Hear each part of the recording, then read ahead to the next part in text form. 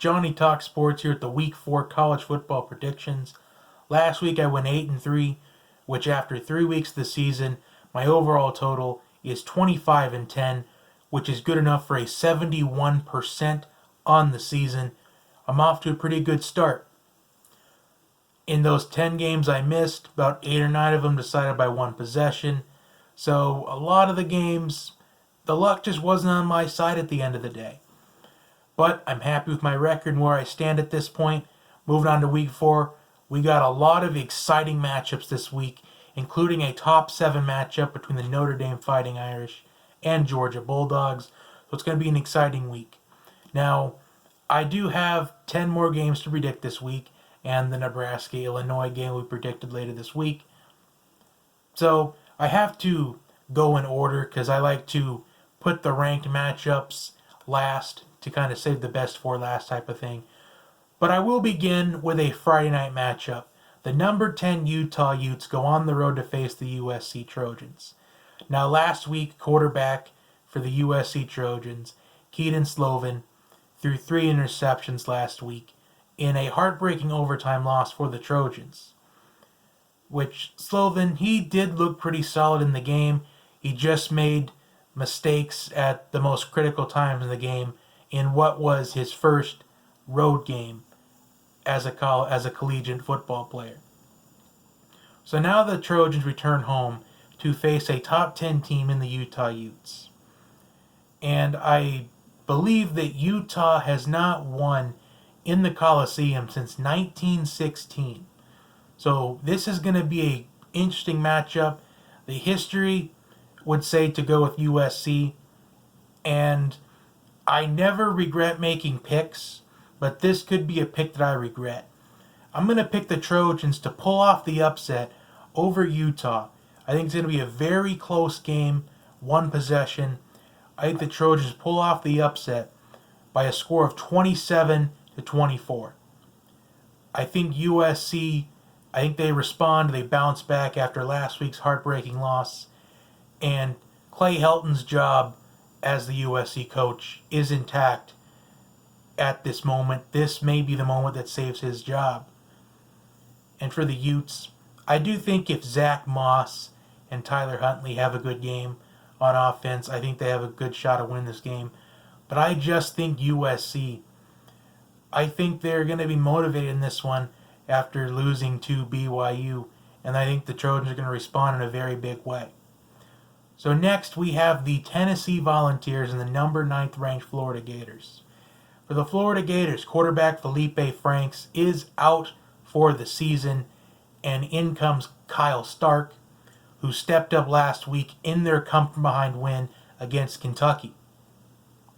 Now the way I see this matchup, Tennessee, they have struggled throughout the season. In fact, they should have won against BYU, but the defense gave it up late in regulation. I mean, they were embarrassed by Georgia State. They at least got on the winning track against Chattanooga. However, they go on the road in the swamp to face the Gators.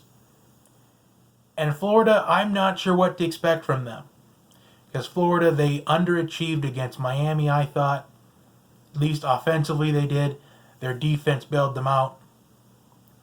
And against Kentucky last week, it required a massive comeback in the fourth quarter. So I see the Florida Gators winning this matchup. However, I think it's going to be another underachieving performance. I think the Gators win, but only by a score of 27-17.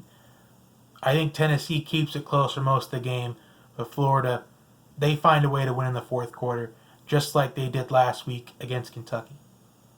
Next, we have number 15 UCF versus Pittsburgh. UCF quarterback Dylan Gabriel, he has not missed a beat in this UCF offense. In fact, UCF, they dominate a Power 5 team in Stanford.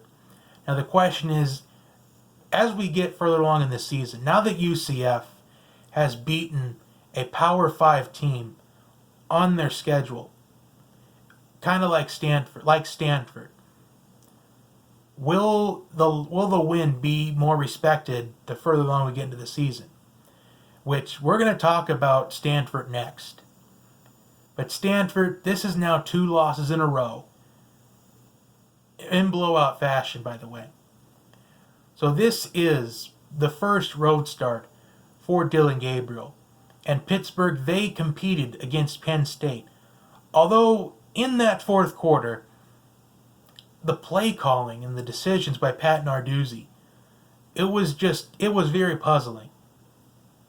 Which I think it cost Pittsburgh a shot to win. And instead of going forward on 4th and goal from the 1-yard line, they decide to kick a chip shot field goal, but the kicker finds a way to miss it.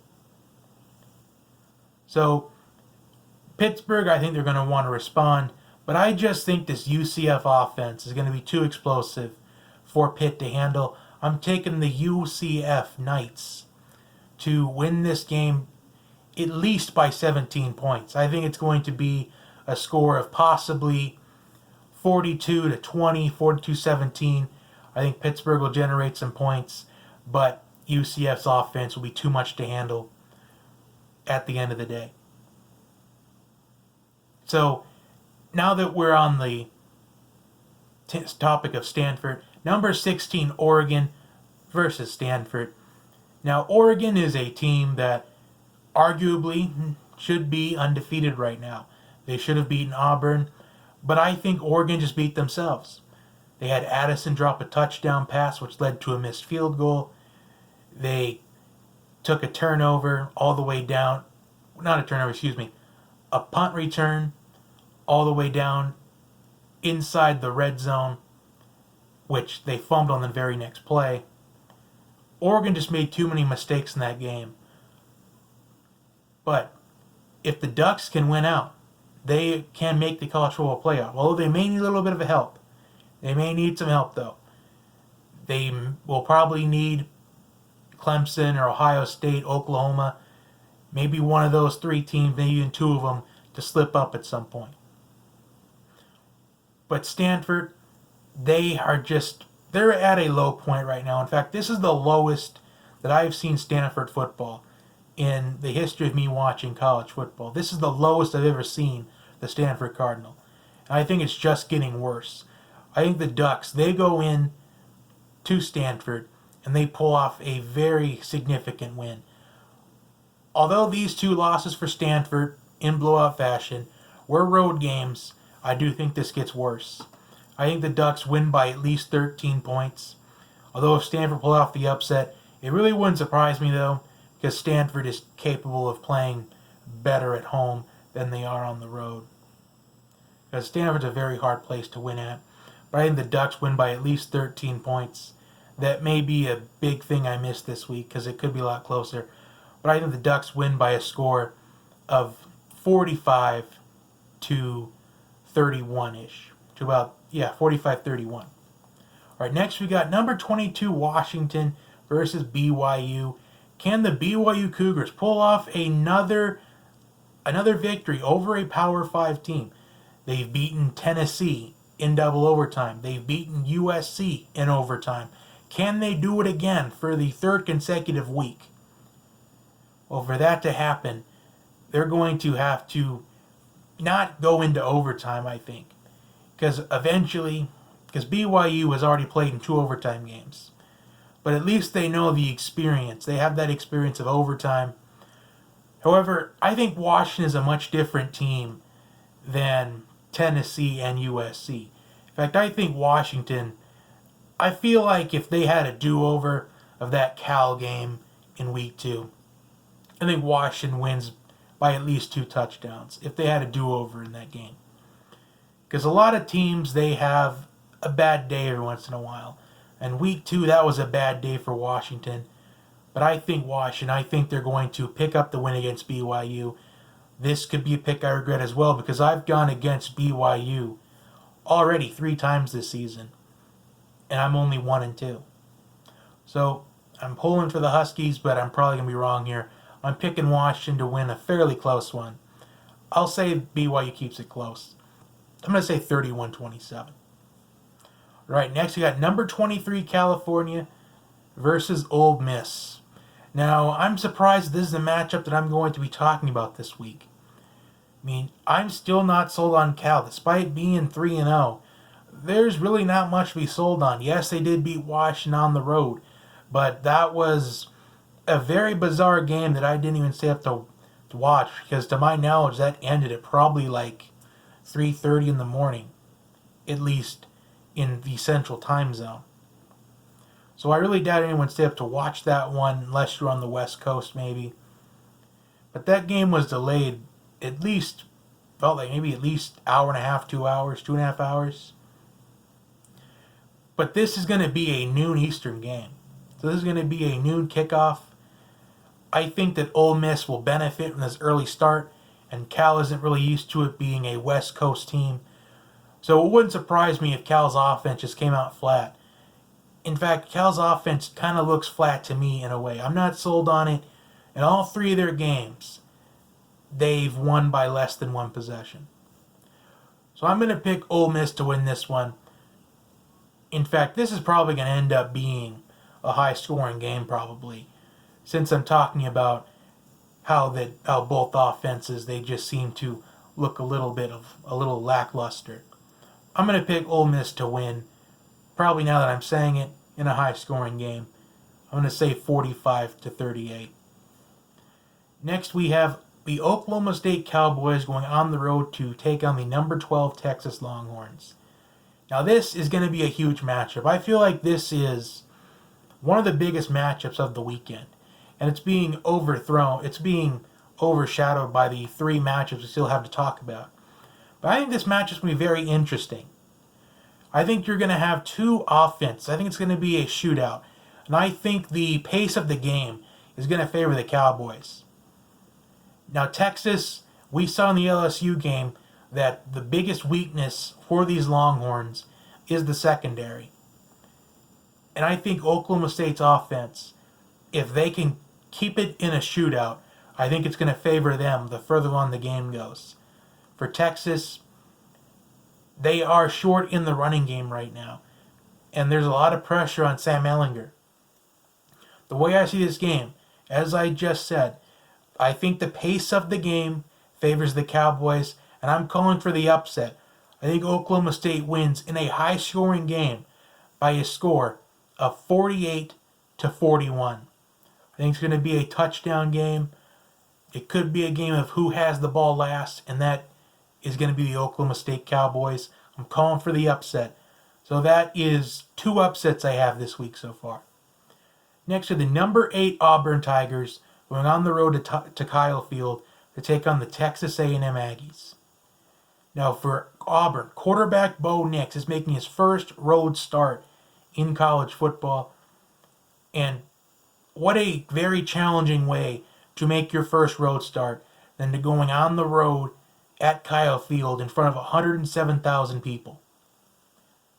Now Texas A&M, after rewatching the Clemson and A&M game, Texas A&M made so many mistakes in that Clemson game. They held Clemson to just 24 points.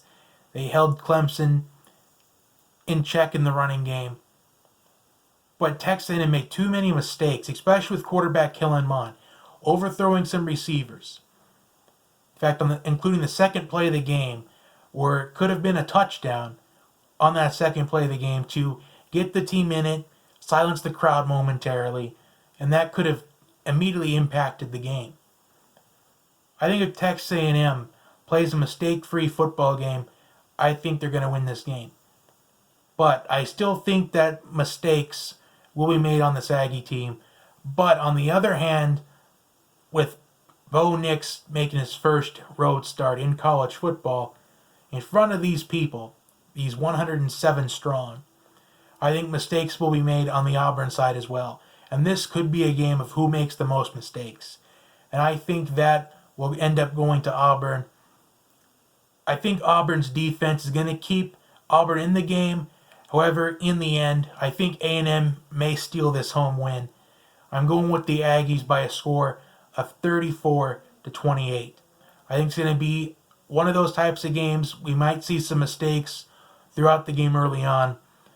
But I think Texas A&M, I think that towards the end of the game, their defense will challenge Bo Nix, and the defense will end up winning over Bo Nix. Next, we have a Big Ten showdown with the number 11 Michigan Wolverines and the number 13 Wisconsin Badgers. Now, this is going to be an exciting matchup because you got two talented running backs. You have Jonathan Taylor, who is a Heisman contender on the Wisconsin Badgers, who has 8 total touchdowns in only 2 games this season. And you have, for Michigan, you have Zach Charbonnet, the freshman running back, who was responsible for all 3 touchdowns in Michigan's last game against Army. So Michigan and Army end up going into double overtime.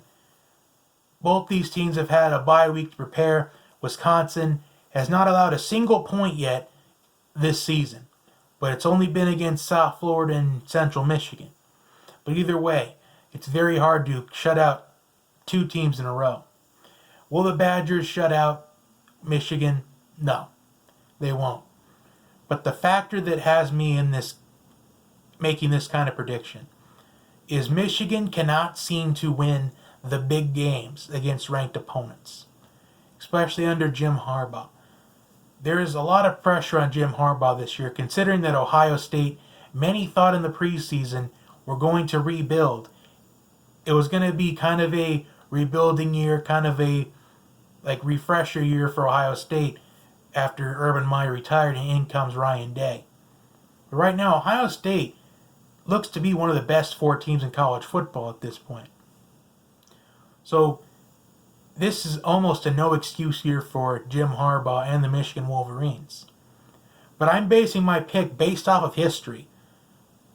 Michigan has not been able to win the big games with Jim Harbaugh, especially if that include the ranked opponents. And I think it's going to be the same case again. I think the Badgers, they pull off the win against Michigan, although this doesn't seem like an upset because Wisconsin is a 3-point favorite. And it's obviously why Wisconsin is a 3-point favorite. So I'm going to take the Badgers to win. I think the game is going to have more points than what everyone is expecting. I think the Badgers win by a score of 35-31. I think it's going to be a much more high scoring of the game than what everyone is thinking and anticipating. And finally, we have the game of the week, the number 7 Notre Dame Fighting Irish taking on the number 3 Georgia Bulldogs. And what an exciting matchup this is going to be. This is going to have huge implications on the college football playoff. For Notre Dame, if they can pull off this upset against Georgia on the road, it's going to be the most signature victory of college football so far this season. Right now, LSU has the best win in college football, beating Texas on the road. So the way I see this game, we have two very talented offenses. However, we're going to see how good both these teams really are facing each other. Because the last time Notre Dame played a strong opponent, they got blown out in the semifinal against Clemson. And the last time we saw Georgia play a strong opponent, they ended up losing in the Sugar Bowl against Texas. But that was a game that Georgia didn't feel motivated to play in. Now, Notre Dame, I think, is at this point a 10, 11-point favorite in this game. And I can understand why they are. Notre Dame's an 11-point underdog. And I can see why Notre Dame is a 10, 11-point underdog in this matchup. It's on the road against Georgia. Notre Dame doesn't have a good history against big-time opponents. I think they're factoring in that semifinal loss against Clemson. The way I see this, I'm predicting a high-scoring game, kind of like the Michigan and Wisconsin one. I think a lot of people are expecting this game to be a defensive battle. They're expecting either a defensive battle or Georgia to run away with this game. And I think neither of them will happen. I think Notre Dame's defense will be able to keep the Irish in the game from start to finish. But I think this game is going to be very high-scoring. I think this is going to be the type of game where Notre Dame, I think they could go out to a lead at halftime, but then Georgia rallies in the second half. I think Georgia wins this game by a score of 34-30. I think the Bulldogs, they hang on for a 4-point win. So those are my Week 4 college football predictions. Comment your thoughts on my picks down below. And I will see you next time. Enjoy Week 4 of the college football season. I know I will. Stay tuned later this week for for my Week 3 NFL predictions, which the NFL is getting pretty weird. So many quarterbacks are going down. So stay tuned for my Week 3 NFL predictions.